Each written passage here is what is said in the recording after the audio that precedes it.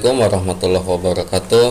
Oke, pada kesempatan kali ini Bapak akan menjelaskan tentang komunikasi data. Komunikasi data merupakan pertukaran data antar dua perangkat atau lebih melalui media transmisi data ya, dengan protokol yang telah disepakati. Oke, itu komunikasi data. Jadi pertukaran informasi ya, informasi atau data antar dua perangkat atau lebih melalui media transmisi. Medianya apa aja ya kan, seperti kabel, kemudian nirkabel ya kan. Nanti kabel itu apa aja? Kabel itu yang digunakan untuk komunikasi data itu bisa UTP, STP, koaksial, fiber optik ya kan. Kemudian yang nirkabel apa aja? Itu gelombang radio ya. Gelombang radio yang digunakan untuk komunikasi data itu khususnya di jaringan komputer itu ada dua, yaitu frekuensi 2,4 GHz dengan 5,0 GHz. Nah, itu frekuensi yang digunakan untuk media transmisi datanya. Oke. Kalau kita lihat di sini gambar ini ya. Ini pesan yang akan dikirim ya kan, pesannya akan dikirim. Kemudian ada protokolnya, aturan. Protokol itu aturan-aturan yang telah disepakati. Kemudian sebagai pengirim, sender itu ini sebagai penerima, receiver, dan di tengah-tengah itu ada medianya. Oke, media transmisi datanya itu kayak yang tadi itu seperti ada kabel fiber optik, UTP, STP, kemudian ada koaksial dan maupun medianya itu nirkabel itu bisa. Oke. Nah, ini seperti ini jadi pesan atau informasi yang akan ditukar kemudian melalui aturan yang telah disepakati bersama. Aturannya bagaimana sih contohnya? Aturannya apakah pesan ini akan dikirim satu-satu atau dua-dua? Kemudian apakah nanti pertukaran datanya itu setelah pesan satu dikirim si receiver memberi responnya atau bagaimana? Itu aturan-aturannya. Ya, jadi informasi yang akan dikirim, kemudian aturannya bagaimana, kemudian masuk ke pengirim. Kemudian dikirim melalui media transmisi datanya, baik kabel ataupun nirkabel, kemudian diterima dan dengan aturan yang telah disepakati, informasi akan disusun kembali. Nah, itu seperti itu. Kemudian untuk komunikasi data itu ada 3 ya. Yang pertama, komunikasi data simplex atau satu arah. Biasanya ini terjadi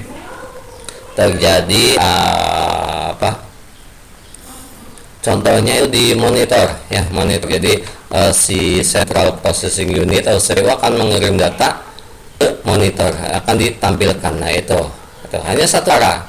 Monitor tidak dapat berkomunikasi dengan si mainframe atau CPU ya kan. Ataupun kalau CPU hanya pokoknya hanya satu arah ya, dari CPU ke monitor, jadi tidak bisa mengirim itu komunikasi mengirim datanya. Nah, ini.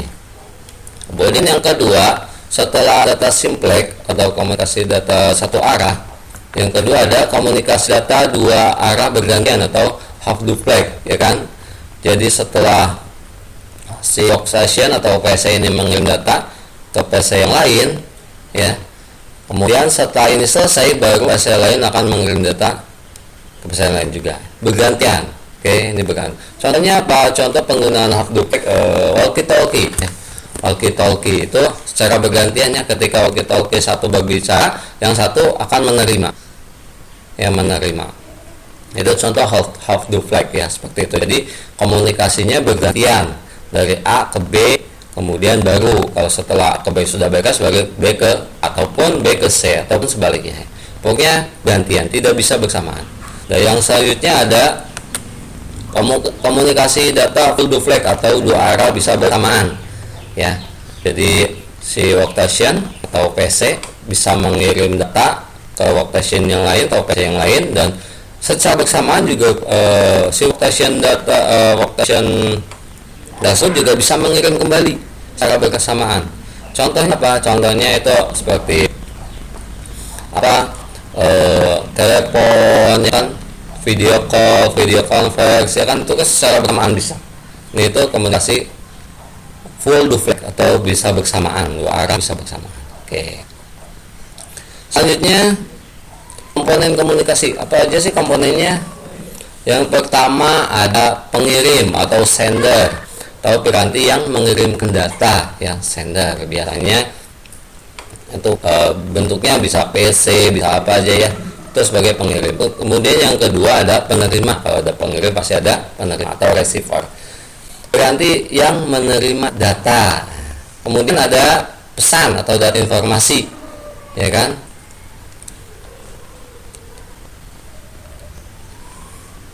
Datanya apa aja sih? Bisa aja teks, bisa aja angka, gambar, video, suara, ya kan. Yang keempat ada media pengirimnya, ya, media yang digunakan untuk mengirim data. Bisa berupa kabel, bisa berupa nirkabel, atau ini disebutkan kabel, cahaya maupun gelombang magnetik. Oke, jadi bisa kabel, nirkabel, itu contohnya. Yang selanjutnya ada protokol. Protokol itu harus ada aturan yang harus disepakati oleh dua atau lebih alat yang dapat saling berkomunikasi, ya. Seandainya protokol tidak ada, sebuah alat atau sebuah piranti atau itu bisa saling terhubung namun tidak dapat berkomunikasi, ya. Kalau tidak ada protokol bisa saling terhubung namun tidak dapat berkomunikasi. Itu tentang komunikasi data, ya. Jadi komunikasi data itu tadi itu pertukaran data antar dua perangkat atau lebih melalui media transmisi data dengan protokol yang disepakati. Protokol itu aturannya seperti apa?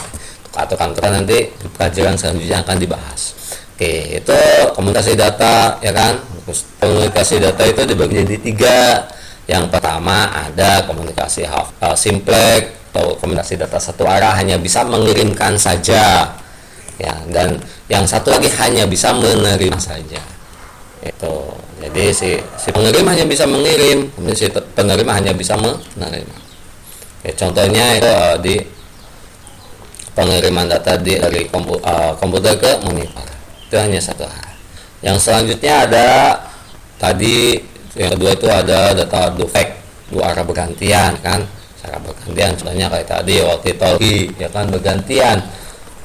Kalau tidak bergantian nanti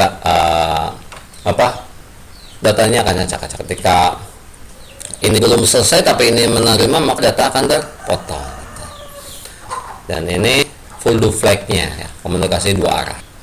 Oke, komponennya ada sender, pengirim, ada receiver, penerima, kemudian pesannya atau datanya, kemudian medianya yang digunakan apa, protokol yang digunakan atau aturan-aturan yang digunakan itu apa aja. Itu materi yang pertama tentang komunikasi data. Oke, setelah ini kalian tolong isi, bukan tugas apa ya, hasil pembelajarannya, ya, yang telah ditangkap oleh kalian dengan mengisi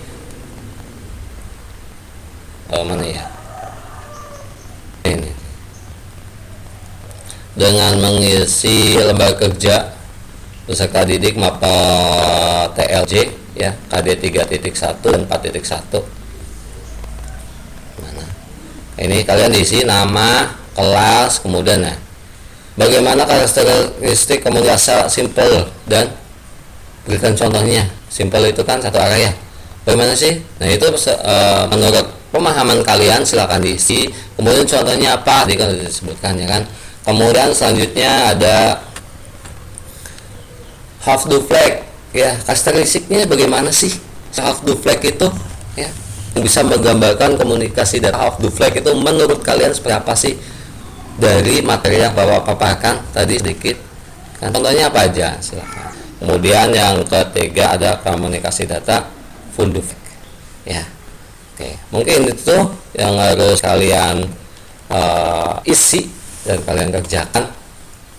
Silakan untuk tugas ini Bapak tunggu sampai jam 12, ya.